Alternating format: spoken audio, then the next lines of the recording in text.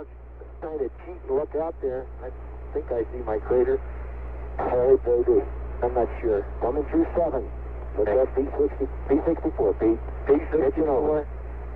That's it. There's LPD. Roger, copy, P64. 1000 update. Hey, there it is. There it is. Son of a gun, right down the middle of the road. Outstanding. 42 degrees, Pete. Hey, it's targeted right to the center of the crater. Look out there. I can't believe it. Amazing. During the November 1969 flight of Apollo 12, NASA's official historical record has always told us that Mission Commander Charles Pete Conrad and Lunar Module pilot Alan Bean touched down at their lunar landing site known as Statio Cognitium, which is located on the eastern edge of Oceanus Procellarum, or the Ocean of Storms. And from NASA's official storyline, we are told that the pair of astronauts conducted 2 EVAs on the lunar surface during their 31.5-hour stay on the moon. And that may have been a small one for Neil, but that's a long one for me. Today we will examine some very relevant NASA archive evidence related to this flight, and I will demonstrate to you that NASA's official claim that only 2 EVAs took place during the Apollo 12 mission is a lie. Thankfully for us, a few years ago, NASA actually slipped up and they got a little sloppy with their sanitizing and censorship protocols, resulting in the space agency accidentally publishing classified information within an unclassified public archive document, confirming the fact that astronauts Conrad and Bean did indeed conduct not 2, but 3 EVAs during the Apollo 12 mission. Back in September of 2006, an analysis was published in the NASA archives that was titled The Apollo Experience, Lessons Learned for Constellation Lunar Dust Management. And this document, as its title suggests, deals with examining lunar dust management issues that were experienced throughout the course of the 6 declared Apollo lunar landing missions, highlighting concerns that need to be recognized and evaluated in order to better aid in preparation for any potential future missions to the moon. On page 9 of this document, under the header of Surface Obscuration During Descent, Observations, we discover this rather interesting paragraph that slipped past the NASA censors. The blowing dust caused by the Apollo 12 LEM landing appears to have been worse than that of Apollo 11. In fact, a stand-up extravehicular activity was performed by the crew to assess the site prior to performing lunar surface EVAs because blowing dust completely obscured the view during landing. Now, if you have even a basic appreciation of the Apollo 12 mission's publicly declared lunar surface events timeline, you can look at this paragraph and see that something is very clearly amiss here, because, at least according to the official historical record that you've always been fed by NASA in the past, there was no stand-up EVA conducted during the Apollo 12 mission. Yet this NASA document, published a few short years ago in their public archives, directly references this event that occurred back in November of 1969, blatantly admitting that it did indeed happen. First off, it's important to establish that what you see here cannot be explained away as a simple misprint or an accidental typo of some kind. This document does not merely just acknowledge that a stand-up EVA did take place during the Apollo 12 mission, but in essence, it provides us triple confirmation of this fact, revealing not only that this SEVA did indeed occur, but also briefly declaring when they did it and why they had to do it. And the inclusion of those 3 key related points within this one paragraph rules out the possibility that what you're seeing here can be accounted for or explained away as being a simple erroneous misprint of some kind. The only Apollo mission to ever officially confirm that they conducted a stand-up EVA was the Apollo 15 flight to the Hadley-Royal Marsh of Decay region in July of 1971, and this document is clearly not mistakenly referencing that declared event. As you can see, this paragraph clearly provides a reason as to why they did this SEVA during Apollo 12, stating it was because blowing dust completely obscured the view during landing. This means that the Apollo 12 SEVA was executed in response to something that happened during the landing phase of the mission and was not a part of the publicized pre-mission flight plan. The Apollo 15 SEVA, on the other hand, was publicly pre-planned prior to launch, so we can state categorically that the Apollo 15 SEVA, the only declared SEVA during the Apollo program, had nothing to do with dust issues experienced during landing because NASA told the world they were going to do it before that mission ever even left Earth. What you're actually seeing here is an example of an accidental leak of classified information that slipped past the NASA DoD document sanitizing and censorship team, and then was openly, though unintentionally, published within this unclassified 2006 public archive document. Throughout the course of this presentation, we're going to be digging deeper into this stunning NASA deception, and you will see that there is indeed significant supporting evidence in the NASA archives that will allow me to demonstrate to you that what this paragraph claims is most definitely true, that an off-the-record SEVA absolutely was covertly conducted during Conrad and Bean's November 1969 mission to Stadio Cognitium. Before going any further, I think it's important that we make sure that everyone appreciates the distinction between a moonwalk EVA and a stand-up EVA. So first we'll take a quick look at exactly what the differences between those two extravehicular activity types are. It's important for us to remember here that the Grumman lunar modules used throughout the Apollo program did not utilize airlocks to allow the astronauts to conduct EVA operations. They instead had ingress-egress hatches, a pair of hatches on each lunar module in fact. The hatch the astronauts used after landing on the moon in order to get from the interior crew cabin of the LEM down to the lunar surface so that they could conduct their moonwalks was a quadrangle hatch that was located on the forward, or what was in NASA speak known as the plus Z side of the spacecraft. When the astronauts were inside the LEM on the lunar surface and wanted to conduct a moonwalk, they would first don their spacesuits and then put on and connect themselves to their PLIS backpacks, the Personal Life Support System backpacks, which contain the astronauts' primary and emergency O2 breathing supplies and CO2 scrubbers, water tanks to feed their liquid-cooled LCVG underwear they wore to prevent hyperthermic overheating, as well as the radio communications gear that allowed them to talk to each other and mission control in Houston when they were outside on the lunar surface. After donning the pressure suits and their PLIS packs, they would then put on their pressure helmets, LEVA helmet visor assemblies, and EV pressure gloves, and pressurize their spacesuits with O2 directly from the PLIS backpacks. And once that was done, they depressurized the crew cabin of the lunar module using a dump valve on the inside of the hatch to evacuate the roughly 4.6 psi internal atmospheric pressure inside the LEM until it equalized with the near vacuum external environmental conditions out on the lunar surface. They then cracked open the plus Z hatch, and once that inward opening quadrangle hatch was ajar, the astronauts, one at a time, would then crouch down and back their way out of the spacecraft feet first, moving out onto the porch area of the LEM, still some 12 feet above the Lorraine, before finally descending the 9-rung ladder down to the lunar surface to actually start getting their feet dirty in the regolith. The second hatch on the LEM was the circular overhead docking hatch located on the top, or what was called the plus X side of the spacecraft. And this hatch was the one which the command service module would dock with and remain attached to during the translunar injection, translunar coast phases of the mission, as well as during on-orbit operations above the moon prior to LEM separation and powered descent or after lunar rendezvous. And this plus X topside overhead hatch was primarily used during the Apollo program for transferring crew and equipment between the LEM and the CSM when the two craft were docked in space. But when the LEM was down on the lunar surface after landing, this plus X overhead hatch could be, and occasionally was, used for conducting stand-up extravehicular activities.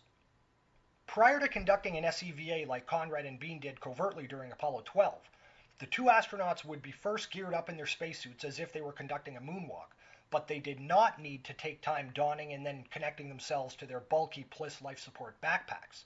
And the reason for this is because the circular shape and dimensions of the plus X overhead hatch that they would be using to conduct the SEVA through did not really permit an astronaut who was wearing an obtrusive square backpack to pass through it. It was like trying to put a square peg in a round hole. And incidentally, this is the reason that the other hatch, the plus Z forward hatch, was a quadrangle hatch instead of a circular one, to allow an astronaut wearing a PLIS backpack to safely ingress or egress through it. Because the plus X overhead hatch was circular, however, the astronauts conducting an SEVA would instead use a set of hoses that kept their spacesuit oxygen and cooling water connections attached directly to the LEM's internal ECS, the environmental control system of the spacecraft. So when conducting an SEVA, the astronauts' spacesuits were actually drawing their O2 and cooling water directly from the LEM, and their radios were tied directly to the LEM comm system, so no bulky PLIS backpack was required. That is an important point to recognize here because during the Apollo program, the standard operating procedure for landing on the moon actually required that the two astronauts already be wearing their pressurized spacesuits, with their helmets and gloves on and their suits connected via the hosing to the LEM's internal O2 and cooling water supplies. And this was actually a safety protocol in the flight plan that was done throughout the Apollo program, and the reason they did this was just in case during landing they were to have an off-nominal touchdown on the moon that somehow resulted in the lunar module's very thin-skinned aluminum alloy pressure vessel suffering a hull breach of some kind. So it was a common-sense safety measure to already have the astronauts fully geared up in their pressurized spacesuits inside the LEM before they landed on the lunar surface. Of course, this means that during Apollo 12, when Conrad and Bean touched down at Statio Cognitium, both of them were already essentially in SCVA configuration. They were wearing their complete pressurized A7L spacesuits and were already hooked up to the LEM's oxygen and cooling water supplies via the life support hoses. So shortly after landing, once the decision to conduct the covert SCVA had been finalized, Conrad and Bean did not have to go through the time-consuming task of trying to covertly don their spacesuits and pressurize them and make sure all the requisite internal LM-ECS hosing connections had proper fit and function. All those required steps had already been done while in lunar orbit prior to powered descent initiation even beginning. So Conrad and Bean were already essentially good to go for their SCVA when they landed. They did not need a lot of extensive prep time for it after touchdown. They just had to don their EV gloves and leave a helmet visors. And that time-saving factor is a very big deal if you're going to be doing something like a clandestine SCVA shortly after landing, where your goal is to try to keep both the preparation for it and execution of it completely off the public record. The fact that Conrad and Bean were already essentially configured for stand-up EVA ops when they landed at Statio Cognitium meant they needed to develop less of a cover story to hide their preparation for it. When it came time to actually conduct their covert SCVA, Conrad and Bean used one of the hatch dump valves to evacuate the internal LEM atmospheric pressure, just as they would do as final prep for a moonwalk EVA. Commander Conrad then reached over his head and cracked open the overhead plus X hatch, swinging it inward on its hinges, where it was latched and locked in the full open position. And due to the dimensions of the plus X hatch, only one astronaut at a time could take in this impressive view of their landing site from the roof of the LEM. First, Commander Pete Conrad and then Lunar Module pilot Alan Bean, one at a time, would step up and stand on the engine cover for the Ascent Propulsion System, the APS, that sticks up from the floor in the center of the LEM crew cabin, so it was much like standing on a bench or a low table.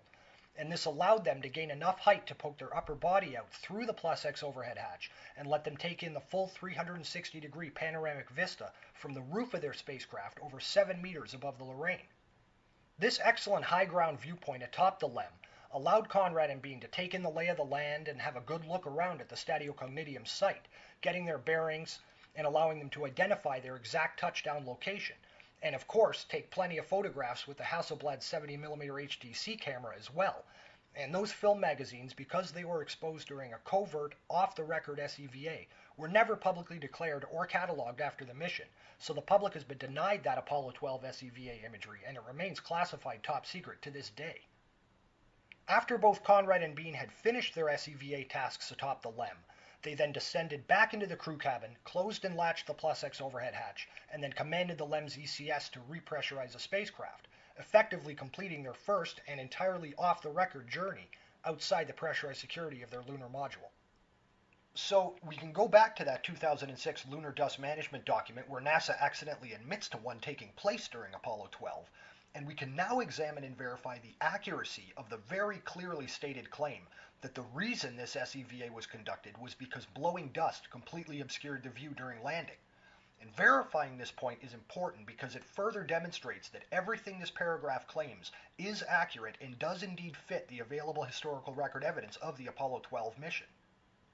One of the major goals of the Apollo 12 mission, and realistically it could be considered the primary public goal of this mission, was to demonstrate that the Grumman-built Apollo lunar module possessed a precision site targeting, approach, and touchdown capability. During the previous Apollo 11 first lunar landing mission a few months prior to Apollo 12, the goal had simply been for Armstrong and Aldrin to land the LEM safely, targeting a predetermined 4.8 kilometer wide by 18.8 kilometer long landing ellipse in the Sea of Tranquility that was known by the NASA pre-flight location identifier of landing site number 2 for mission G. And due to several reasons, during the first lunar landing of Apollo 11, Neil Armstrong actually ended up landing the LEM about 6 kilometers downrange and cross-range of the pre-planned touchdown point, almost outside of the designated landing ellipse. So, while Neil Armstrong was afforded somewhat wide latitude in regards to exactly where he chose to land the LEM during the Apollo 11 first lunar landing mission, Apollo 12 Commander Pete Conrad, on the other hand, had been tasked with attempting a precision pinpoint landing in the Ocean of Storms, very close to the unmanned Surveyor 3 lunar probe, which had been autonomously soft-landed 2.5 years earlier at Stadio Cognitium, and was now sitting dormant just inside the eastern rim of a 250-meter diameter surface feature that had been aptly named Surveyor Crater. For the lunar landing of Apollo 12, Conrad's pre-flight goal was to bring their LEM, which had the radio call sign Intrepid, down within an area unofficially dubbed Pete's Parking Lot, a spot some 1,200 feet northeast of Surveyor Crater, but still within an easy moonwalk's distance across the Lorraine. And this range figure was selected as it was deemed to be far enough away from the Surveyor 3 that the fine particulate matter picked up and scattered around by the exhaust from the lunar module's DPS engine during descent would hopefully not be projected the distances required to reach out and dust over and contaminate the unmanned lander. As the astronauts made their final approach and descent into the Stadio Cognitium site, surface debris in the Pete's parking lot area forced Conrad to move the landing point designator and aim the velocity vector for a smoother landing spot northwest of Surveyor Crater instead. And as the altitude dwindled and they got close to the surface, the limited western-facing only field of view from the LEM window that Conrad was being afforded of the Lorraine below then quickly became badly obscured due to a phenomenon known as regolith entrainment, which is what happens when the lunar module is low enough that its descent propulsion system exhaust plume begins to interact with the lunar surface in the low-gravity, near-vacuum conditions, violently disturbing the regolith and kicking up a huge dust cloud like a man-made lunar sandstorm. 2, okay. Start the clock. 42 feet coming down at 2. 40 coming down at 2. Looking good. Watch the left. 31, 32, 30 feet. Coming down at 2 feet. You got plenty of gas, dude. Hang in there. 30 seconds. 18 feet coming down at 2. He's got it made. Come on in there. 24 feet. Contact light. Roger, copy contact. Prod. Pro. Yeah, pro. Okay. Storm off. Okay. I'll cycle these valves. You got your descending command override off. This poor visibility on final descent resulted in Conrad flying the LEM so that it came to a rest right on the outside northwestern rim of Surveyor Crater, dangerously close to the crater lip and some 600 feet nearer to the Surveyor 3 lander than originally planned. Because of the dust issues combined with the essentially western-facing down-sun orientation of the LEM during both the approach and final vertical descent phases, Conrad was unaware of how close he was to Surveyor Crater at touchdown. During final descent and touchdown, Surveyor Crater was actually behind the LEM, out of Conrad's western-facing field of view, and the blowing dust beneath the lunar lander in fact reduced visibility so badly that Conrad was forced to shift his gaze away from the window and fly the 8-ball for the final seconds before lunar contact, landing the LEM in the blind using cockpit instrumentation alone. Let's let Commander Pete Conrad from Apollo 12, in his own words, describe these regolith entrainment issues he had to deal with as he piloted the lunar module Intrepid down into the Stadio Cognitium site. Man, oh man, I'll tell you, I think we're in a place that's a lot dustier than Neil's. The good thing we had a simulator, because that was an IFR landing. In NASA's Apollo 12 post-flight technical crew debriefing documentation that was published December 1st of 1969, I'll quote Commander Pete Conrad directly here. As soon as I got the vehicle stopped in horizontal velocity at 300 feet, we picked up a tremendous amount of dust, much more than I had expected. It looked a lot worse than it did in the movies I saw of Neil's landing. I could see the boulders through the dust, but the dust went as far as I could see in any direction and completely obliterated craters and anything else. The dust was bad enough and I could obtain absolutely no attitude reference by looking at the horizon and the LEM. I had to use the 8-ball. I had attitude excursions in pitch of +10 and -10, which happened while I was looking out the window making sure that the lateral and horizontal velocities were still nulled. I would allow the attitude of the vehicle to change by plus or minus 10 degree in pitch and not be aware of it. I had to go back in the cockpit and keep re-leveling the attitude of the vehicle on the 8-ball. I was on the gauges in the cockpit doing that at the time the lunar contact light came on. It's a nice place to land. Well, it sure was dusty, though. The good thing we leveled off high, and came down, because I sure couldn't see what was underneath us once I got into that dust. That went a long way, up onto the horizon. Because of how drastically downgraded the visibility was during the landing, it had proven impossible from inside the LEM for Conrad or Bean to determine exactly where at Stadio Cognitium they had touched down. Conrad had been forced to finish the final approach with his eyes in the cockpit, so he had been unable during the final vertical descent phase to identify or track any known nearby lunar landmarks out the window that would have allowed him to roughly triangulate a more precise touchdown location for mission control by later referencing the overhead landing site grid maps the astronauts had on board. LMP Al Bean was also otherwise engaged during the landing, monitoring all the various spacecraft systems, and he claims he had no ability to sight-see or triangulate out his window during the final descent at all. To make visibility matters worse, after landing and DPS engine shutdown, the early morning lunar downsun western-facing view of the Stadio Cognitium site that the astronauts were afforded through Intrepid's forward-facing plus Z-side windows was naturally washed of the majority of its visible contrast detail due to a phenomenon known as coherent backscatter. And in addition to coherent backscatter, this downsun scene was even further degraded due to another visual effect called shadow hiding, which meant that the astronauts in the LEM were viewing objects on the Lorraine to the west that were casting their shadows towards the zero phase point, directly opposite the sun. So those surface shadows were actually hidden by the vertical objects or structuring responsible for casting them.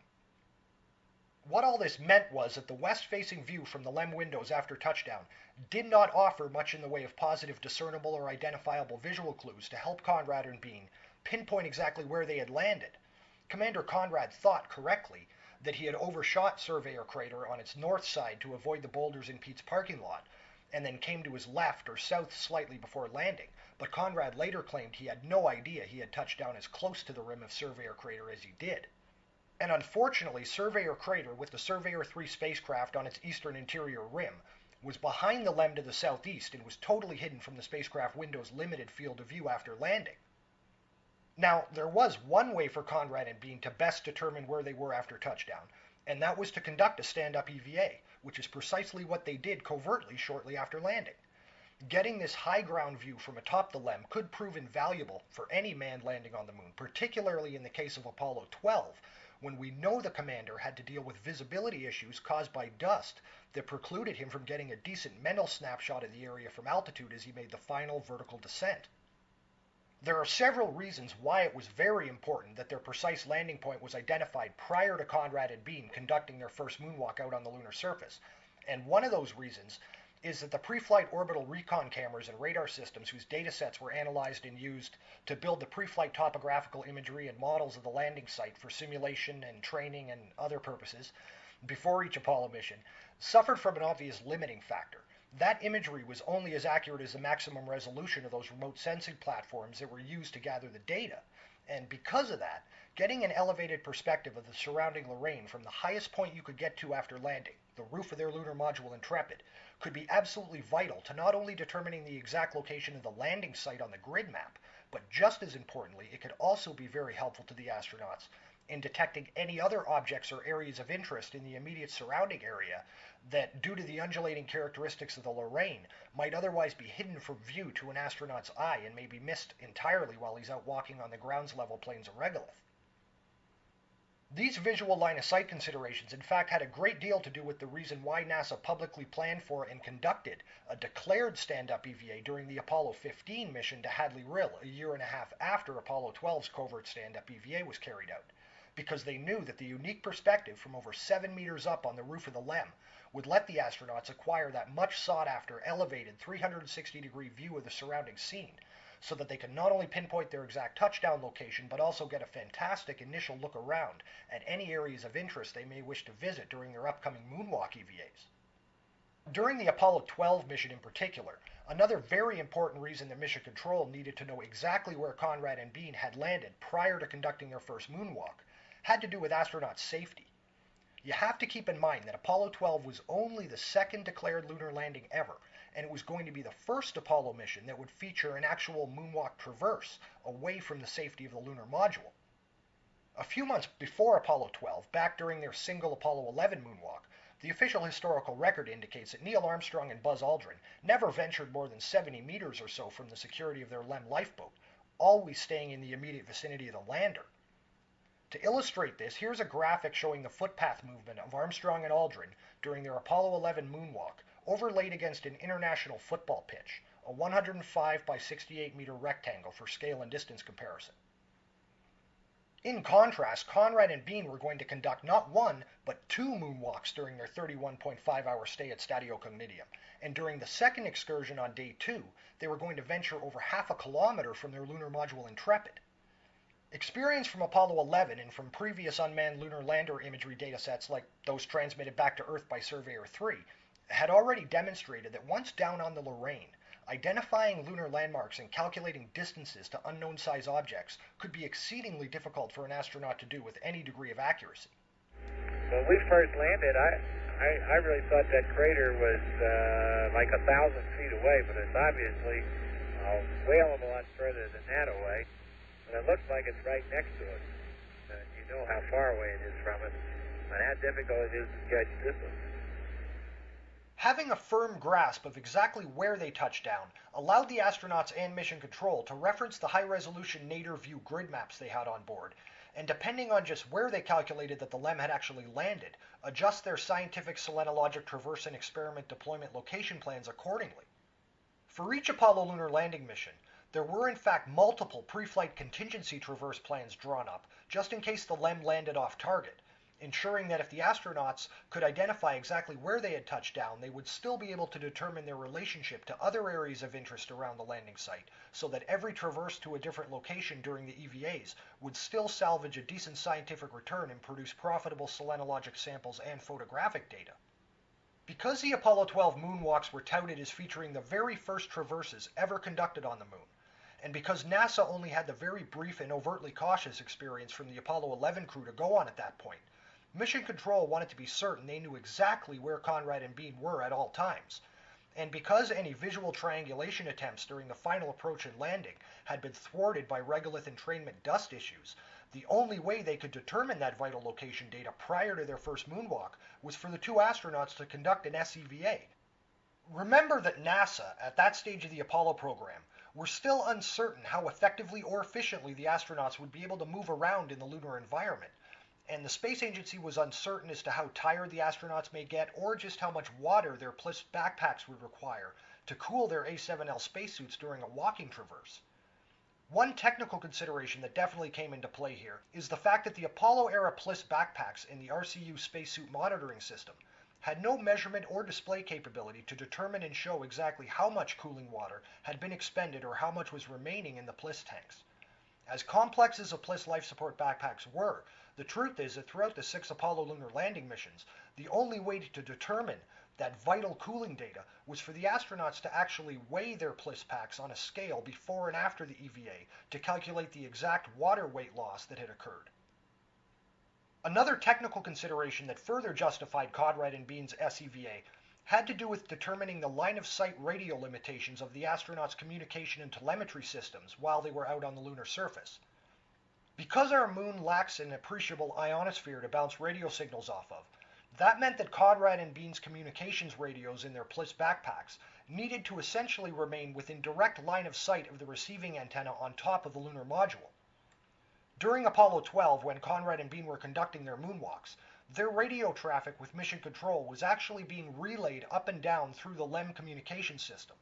And because the Surveyor 3 lander was known to be located inside the rim of Surveyor Crater and was sitting several meters below the crater rim, there was a justifiable pre-mission concern that if the LEM was situated too far away from Surveyor Crater at touchdown, when Conrad and Bean descended into the crater to visit the Surveyor 3 spacecraft, they may lose line of sight with the LEM antenna and potentially lose radio communications with Mission Control. The SEVA they covertly conducted before the moonwalks alleviated those concerns, however. One more simple but powerful influence that played a role in NASA's decision to conduct this covert SEVA during Apollo 12 dealt with maximizing the propaganda benefits. The Apollo 12 mission took place during the heart of the Cold War in 1969, remember, and we know that prior to the flight, NASA had very publicly billed that mission as being a demonstration of the LEM's precision site targeting and touchdown capabilities. So conducting this SEVA covertly would let NASA maximize the positive propaganda if the landing was found to be on target, while also giving them a head start to begin mitigating any negative media fallout if the covert SEVA had revealed that they touched down too far away from the Surveyor 3 lander to make the traverse over to it like they had planned to do. So there really was no one single benefit that was used as the lone rationale for NASA to conduct this SEVA during Apollo 12.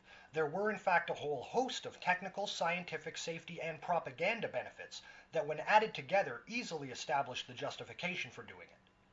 For any Apollo crew to be able to covertly conduct this type of off-the-record operation during a mission without the public knowing about it would have to mean that NASA must have possessed some kind of technical capability that allowed Mission Control to carry out secret radio communications with the astronauts when they were in space or on the lunar surface. Unfortunately, many people still seem to be under the erroneous impression that the NASA archives offer the public a 100% complete and unedited record of all radio traffic between the astronauts and Mission Control during the Apollo program. And people think that because NASA over the decades has led you to believe that their lunar explorations had nothing to hide from the public and were entirely transparent, uncensored affairs. And that is simply not true. Just to quickly prove to you right now that this covert comms capability did exist and was employed during the Apollo program, we could take a quick look at a couple brief quotes from Apollo astronaut Eugene Cernan that he published in his autobiography, The Last Man on the Moon, where he blatantly admits to the existence and use of the private radio loop that let him secretly talk with Mission Control at least twice during his Apollo 17 mission to Taurus Littrow. Stripped down to our liquid-cooled underwear, we had a quick dinner, debriefed with the guys on Earth via a private radio loop, and played with some of the rocks we had stowed in the cabin boxes. In this next quote, Cernan describes another brief conversation over the radio that he had following the end of the second lunar surface EVA, and the conversation Cernan is referencing here was between himself and NASA's Director of Flight Crew Operations back at Mission Control, a man by the name of Deke Slayton. And Cernan was concerned here about the fact that prior to their flight, the Palestinian terrorist group Black September had actually made several threats towards the Apollo 17 mission and the astronauts' families. And with the recent Munich massacre at the 1972 Olympic Summer Games just a few months prior, no doubt still in the back of his mind, Cernan wanted to make sure that his family was safe while he was on the moon. And here is how Cernan described this brief off-the-record radio conversation that he had with Deke Slayton. After we had some chow and settled down, Deke told me on a private radio loop that everything was fine at home. I talked to Barbara, and she said everything is okay, he said. Not a peep from Black September. An examination of the Apollo 17 lunar surface mission tapes and voice transcripts in the NASA Public Archives clearly demonstrates that these private radio conversations that Cernan describes in his autobiography were never officially recorded or transcribed onto the public record of the Apollo 17 mission. So we can state with certainty that these secret voice transmissions did happen and were deliberately censored by NASA and sanitized from the official public record entirely. The only reason we know that these conversations in fact did take place is because astronaut Gene Cernan openly admitted to it, confirming both the existence and use of this private radio loop during the Apollo program. Mission Control and the astronauts were obviously well aware that their primary radio voice communications channels were always being publicly monitored throughout the mission. So when they wanted to have an off-the-record secret conversation without the public ever knowing about it, they'd simply stop transmitting over the primary public voice radio loop and instead send the private voice communications traffic over one of the secondary and more secure radio channels that were normally being used to handle spacecraft telemetry and data transmissions. And one of the radio channels that was employed for this purpose during the Apollo program was the biomedical telemetry feed that normally was used to send things like real-time ECG data to the flight surgeon in Mission Control so he could remotely monitor the astronauts' vital signs. So, the covert radio voice traffic that NASA wanted to keep secret was concealed by piggybacking it onto one of the private biomedical or telemetry transmission channels, replacing the telemetry data stream they were normally uplinking with secret voice traffic instead. And these radio data channels used during the Apollo program were capable of transmitting either telemetry data streams or voice traffic if need be. And most importantly, those frequencies were not being closely monitored by the public at all. The truth is that the Apollo crews absolutely did have the capability to carry out entirely covert, totally off-the-record radio conversations with Mission Control while in space or on the lunar surface. This so-called private radio loop was used with regularity throughout the Apollo program. And during Apollo 12, astronauts Conrad and Bean certainly put this clandestine comms capability to good use both before and during their covert SEVA.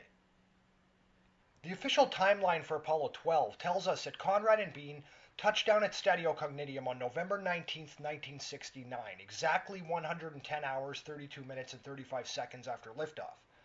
Commander Pete Conrad officially descended the ladder and took his first steps on the lunar surface at an MET of 115 hours, 22 minutes, and 16 seconds. So there was a period of 4 hours, 49 minutes, and 41 seconds between the LEM landing on the moon and the commencement of their first declared lunar surface EVA. And we know from the 2006 Lunar Dust Management document that the covert stand-up EVA was conducted at some point during that almost 5-hour window of time.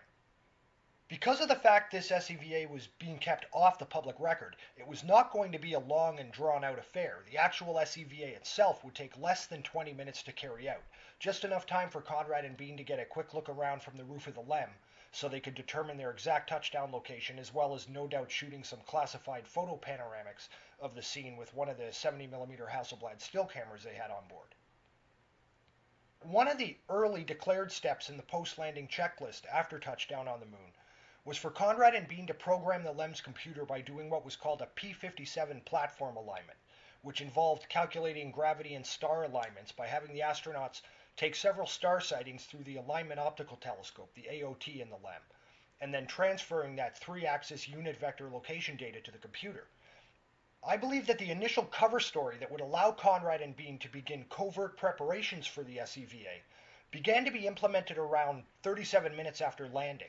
This was at a mission event time of around 111 hours and 7 minutes, and it was at this point in the official public record timeline that astronaut Pete Conrad made a radio transmission to Earth reporting that they had accidentally entered a wrong number into the DSKY keypad when they were inputting the platform alignment data, and because of that they decided they would have to redo the whole program again. Forget it, Houston, I can do the program over again. All we want to do is get outside, that's all. Intrepid Houston, simplest thing to do is do the program over. We agree, bye-bye. Okay. It's important to note that there is no evidence allowing us to verify that this apparently accidental programming error that Conrad claimed to make ever really happened. It would be a simple lie NASA could use to create an alibi for the astronauts to let them start covert preparations for the SEVA over the private radio loop, while the public was thinking the astronauts' time was accounted for redoing the entire P-57 platform alignment. It was immediately after Conrad made this radio call that a series of extended public radio channel communications breaks began taking place, full of minute upon minute of nothing but dead air heard over the public radio loop transmission coming from the lunar module. The first comm break of significance started at an MET of 111 hours, 9 minutes, 31 seconds, immediately after Conrad had claimed that he accidentally made the input error during the platform alignment. According to the official Apollo 12 TEC transcript evidence in the NASA archives, we are told that this particular comm break was a 9-minute and 3-second period of dead air, with the next radio communication with the astronauts on the lunar surface coming at an MET of 111 hours, 18 minutes, 34 seconds.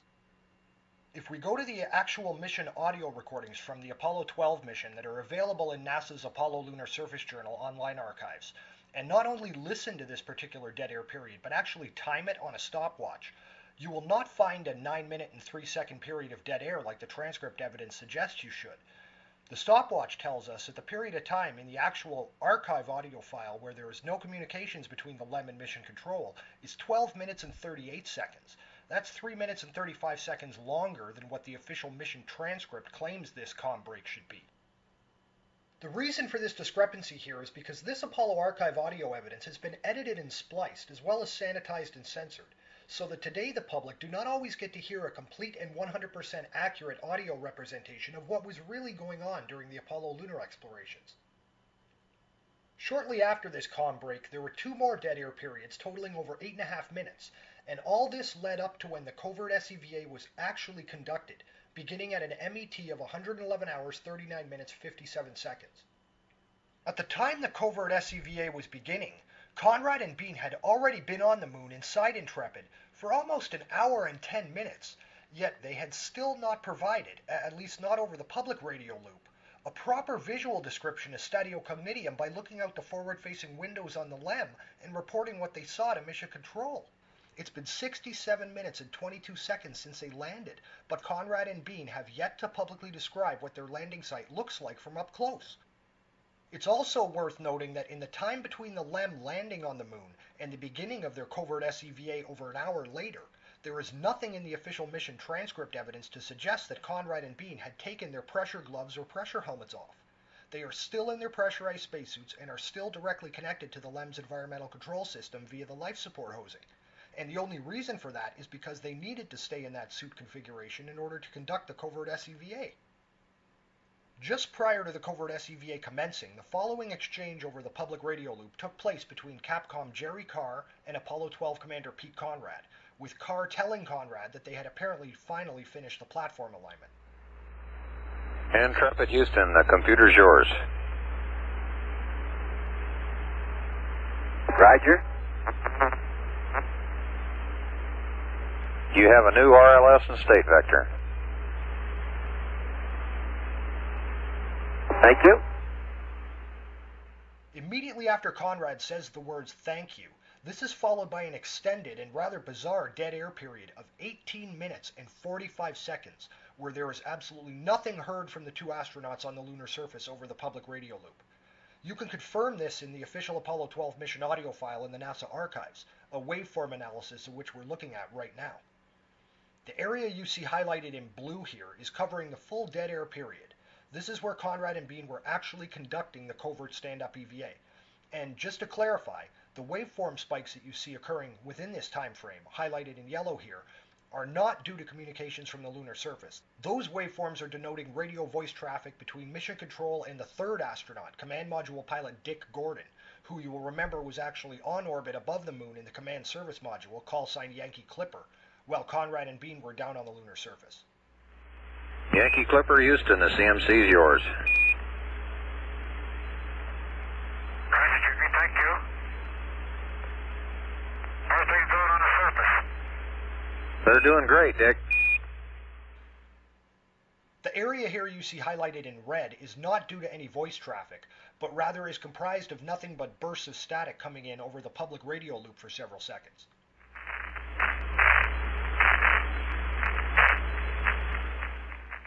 Communications between the LEM and Mission Control do not resume until an MET of 111 hours, 58 minutes, and 43 seconds.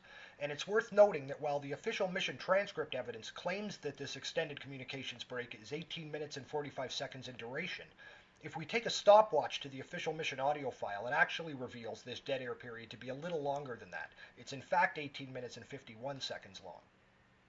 We can look at the lunar surface mission events timeline book that was carried aboard the LEM during Apollo 12, so we can see what the astronauts were officially scheduled to be doing while that almost 19-minute period of communications blackout over the public radio loop was taking place. The area highlighted in blue here is showing the full segment of dead air along the mission timeline, and you can see that during that segment of time, the astronauts were officially supposed to be describing and photographing the lunar surface over the public radio loop. All the public got to hear during that period was dead air, though. The fact is, Conrad and Bean were describing Statiocognitium and were taking photographs during this public blackout period, but they were doing it secretly over the private radio loop while conducting their covert SCVA. The two astronauts did not begin to give their actual site description over the public radio loop until after their covert SCVA had ended.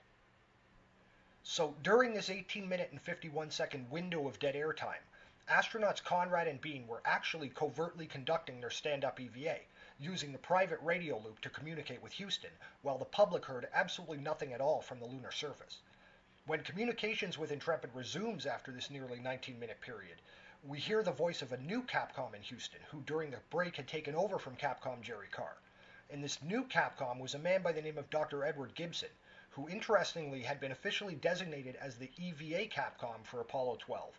And because of that, it logically makes sense that he would have been the Capcom NASA would have used during the covert SCVA. So it is not really a shock that immediately following that off-the-record extravehicular activity, he was the Capcom that came on the air over the public radio loop instead of Jerry Carr. Have a listen to the very first communication that took place between Mission Control and the LEM after the covert SCVA had been completed. Intrepid, Houston. Go ahead. Well done, Intrepid. You got a bunch of happy geologists in the back room waiting to go. Say, we're standing by with a LEM consumables update and also standing by for your description. Okay, we were just working on that, and I'm very close to where I want to be, but I'm trying to pin it down exactly. There are several interesting things about this particular conversation that make a lot of sense if you consider the fact that they just carried out a covert SCVA. You initially hear Capcom Ed Gibson say the words, "Well done, Intrepid." And this is a kind of odd opening line for him to use, since it's been 18 minutes and 51 seconds since Conrad and Bean had acknowledged doing anything over the public radio loop. What Gibson is actually doing there is congratulating them for having conducted their covert SCVA successfully. You will also notice that Conrad never acknowledges that he is now suddenly talking to a new Capcom in Houston, and this is because the Capcom changeover actually took place at the start of the dead air period, switching to Ed Gibson, the designated EVA Capcom, at the beginning of the covert SCVA, and this means that Conrad and Bean had already been talking with Gibson for 19 minutes over the private radio loop, so that's why Conrad or Bean never acknowledged that this is a new voice they're hearing from Houston. You then hear Gibson say, "You got a bunch of happy geologists in the back room waiting to go."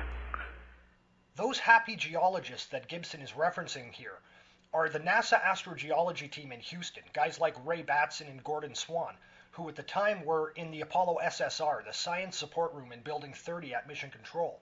And they would have definitely been listening in on the private radio loop while Conrad and Bean had, just minutes before, covertly described the Statio Cognitium site from the roof of the LEM.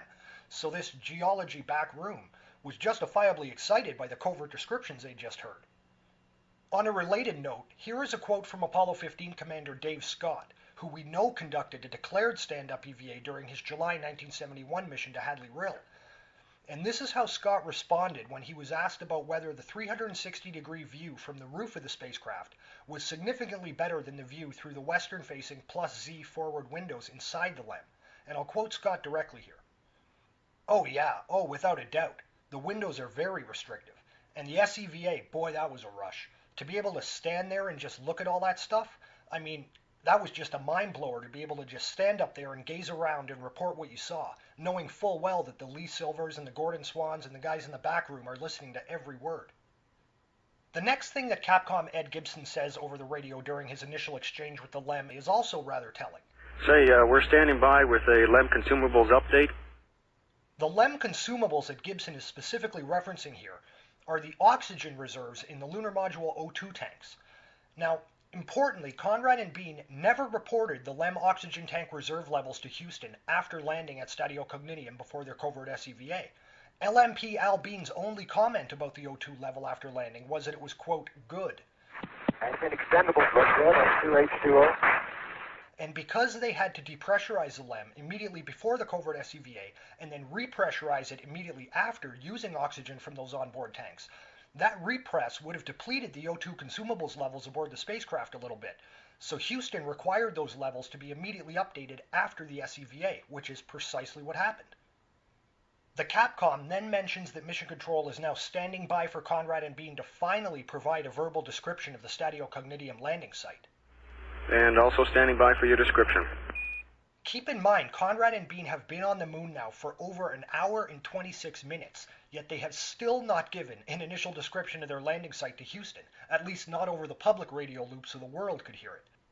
Conrad then responds to this by saying the following. "I'm very close to where I want to be, but I'm trying to pin it down exactly." Conrad is looking at the LSE map set of the landing site that they have on board and is trying to pinpoint the exact landing spot so he can give an accurate map grid reference to Mission Control, now that he's secretly seen the full 360-degree scene from the roof of the LEM during the covert SCVA they just carried out.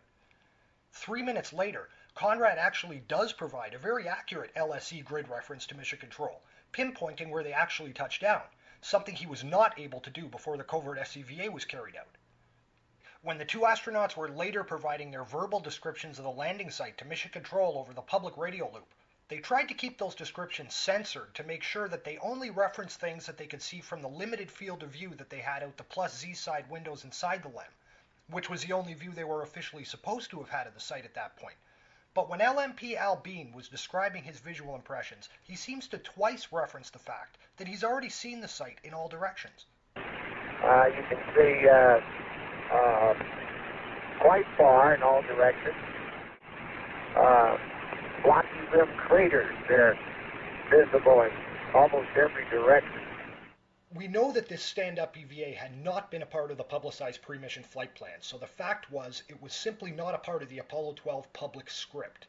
And make no mistake, the Apollo missions were heavily scripted, highly censored affairs. What the public has been told about those amazing missions to the moon was merely a sanitized, censored version of what was really going on, what was really being said, and what was really being seen and filmed up there. Man, you talk about a mysterious-looking place. They can cut some parts of those pictures out and make a nice photograph. Apollo 11 astronaut Edwin Buzz Aldrin, the second man to walk on the moon, has actually given an interview where he confirmed that certain segments of his Apollo mission were indeed carefully scripted to control exactly what the public saw and heard.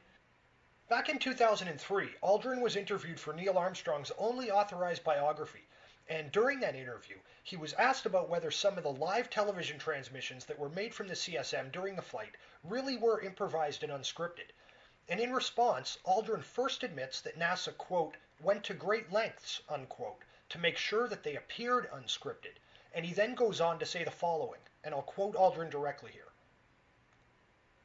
The fact is, they were carefully planned in advance, and for me, the exact words were written down on little cards stuck onto the panel in front of us.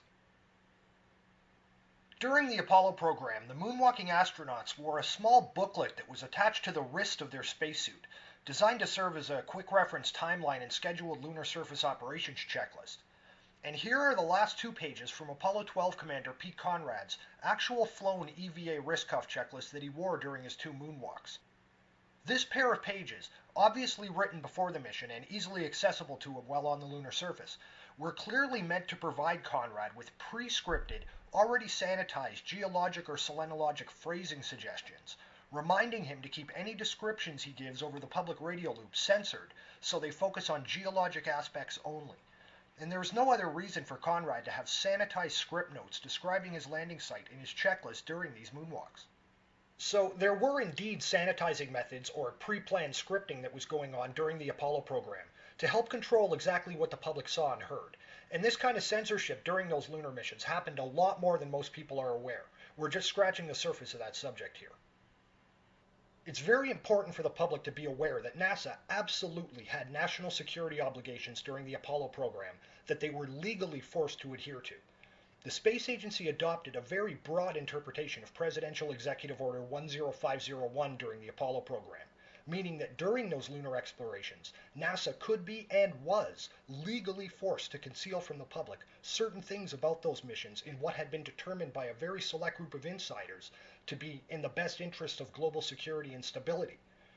The primary secret the Apollo program was tasked with hiding is, without hyperbole, the biggest secret of them all, the fact that evidence of intelligent extraterrestrial life had been discovered on the moon and was being covertly investigated as a secret part of those supposedly public Apollo missions. During Apollo 12, Conrad and Bean were ordered to carry out their SEVA covertly using the private radio loop because that would allow them to provide Houston with totally uncensored verbal descriptions of what they could really see, looking in all directions from the very unique high ground vantage point afforded to them from the roof of their lunar module. Keeping the SEVA covert also would have allowed them to shoot some very revealing photographs, and potentially also take some 16mm motion picture footage with the DAC camera they also had on board the LEM. And since that imagery does not officially exist, the NASA censors never needed to expend the resources sanitizing it for the public, because those photographs would never appear in the Apollo 12 public mission archives anyway. This would certainly not be the first or the last time that NASA publicly denied the existence of imagery shot during a mission in order to try to keep the public deaf, dumb, and blind to it. I can prove that NASA has engaged in this kind of photographic censorship in the past because they've been caught doing it, and I'll give you an example right now. 6 months after the flight of Apollo 15, NASA published their official and supposedly complete index of 70mm photographs from that mission, with this 360-page archive document declaring that 18 separate magazines, comprising a total of 2,624 individual frames, were exposed during that flight. This photo index catalog declares that the 18 film magazines from Apollo 15 were given the catalog designator numbers labeled from 81 through to 99. However, you will notice that there is one film magazine that's conspicuously absent from this list. According to this official NASA photo index published in 1972, There was no film magazine number 83 exposed during the Apollo 15 mission. NASA have literally omitted any mention of a magazine 83 from this entire 360-page document, with the index instead just leapfrogging from magazine number 82 straight to number 84 with no explanation given. The inarguable fact is that for over 3 decades, NASA denied that there was a film magazine number 83 from Apollo 15, with all of their public archive documentation seeming to demonstrate that this roll of film, which we know would have contained 200 exposures of 70mm black and white film stock, simply did not exist. However, that lie came apart and was finally exposed over 30 years after the Apollo 15 mission, when the NASA LPI Apollo Image Atlas online archive first published their low-resolution thumbnail catalog of Apollo imagery on the internet. And miraculously, with no explanation given and with no supporting documentation at all to account for it, this official NASA online archive now not only references the existence of a magazine number 83 from Apollo 15, but it also acknowledges that this 200-shot roll of film contained at least 17 exposures that were originally taken at undetermined times and locations during that mission. So there is no debating the fact that for years the existence of this film magazine was concealed from the public entirely. It took over 3 decades after Apollo 15 for NASA to finally come clean and acknowledge in their LPI online archive that at least 17 frames from magazine number 83 actually do exist. And keep in mind, we have absolutely no way of confirming whether it is true that only 17 exposures in total actually were taken on Mag 83. For all we know, the entire 200 shots from that magazine may very well have been exposed in space or on the lunar surface during Apollo 15, and NASA has only shown the public the worst 17 frames of the bunch some 3 decades after the fact. So it is an entirely justifiable question for the public to ask, just how many other film magazines from the Apollo program have never been released for the world to see? The photographs that definitely would have been exposed during the Apollo 12 covert SCVA certainly have never seen the light of day. Sadly, the public really got screwed on the visual evidence from Apollo 12, because not only were we deliberately denied the imagery that was taken during the covert SCVA, but due to what the official historical record claims was an apparent accident with the TV camera very early on during Conrad and Bean's first moonwalk, the world was also denied almost 7.5 hours of color television footage evidence from that mission that obviously would have shown us a lot of statio cognitum. If there were things up there that NASA did not want the public to see, as I am certainly asserting that there were, then conveniently having the camera break at the very start of the first EVA goes a long way to help hiding those classified things. When those brave Apollo astronauts journeyed across the cislunar void to visit our moon, the reality of what really went on up there was far more incredible and decidedly more astounding than the public record has ever been officially allowed to acknowledge. We must always remember that the cold, hard truth is that NASA have never had any legal duty whatsoever to tell the public the full, uncensored truth about anything that they discovered or did during those amazing lunar explorations. The space agency was, however, assigned broad national security legal obligations that they absolutely were forced to adhere to during the Apollo era, obligations that without question could require the space agency to lie to you and cover up evidence under the guise of maintaining global security and stability. In addition to examining the technical aspects of just how a stand-up EVA was conducted, we've confirmed that during Apollo 12, severe blowing dust issues during final descent had left Conrad and Bean unable to pinpoint their exact touchdown location after landing, and we know that fact established a host of compelling technical, scientific, safety, and even propaganda reasons that would have justified NASA doing everything they could to determine exactly where the 2 astronauts had touched down prior to allowing them to wander over half a kilometer away from the safety of the LEM during what was going to be the very first ever moonwalk traverses in the history of the Apollo program. Additionally, you've seen the official mission transcripts and heard the NASA archive audio evidence from Apollo 12 that offer up segments where there's nothing but minute upon minute of dead air over the public radio loop, sometimes more dead air than the official NASA transcript timeline acknowledges there should be, which provided the astronauts ample time to covertly prepare for this clandestine activity, including one extended public channel dead air period that was 18 minutes and 51 seconds in duration, occurring exactly at the time I'm telling you Conrad and Bean were actually conducting this covert stand-up EVA, exactly at the time they were officially supposed to be publicly describing and photographing their landing site. There is also no question that a covert comms capability, the so-called private radio loop, that would have been required for NASA to pull this SCVA off secretly, did exist and was employed during the Apollo program. And you have seen that it certainly would not be unprecedented for the space agency to censor any imagery that was exposed during this covert operation and keep it off the public record entirely. Here today you have seen proof that NASA absolutely had the means, motive, and opportunity to do something as ambitious and secretive as carrying out an entirely clandestine extravehicular activity while on the moon without the public ever knowing about it. And you don't have to take just my word for it either, because most importantly, in addition to all the other evidence we've examined in this presentation, keep in mind you have seen official NASA documentation here where the space agency has blatantly admitted that what I am saying is the truth, that back in November of 1969, astronauts Pete Conrad and Al Bean absolutely did conduct a covert stand-up EVA during their Apollo 12 mission to Stadio Cognition.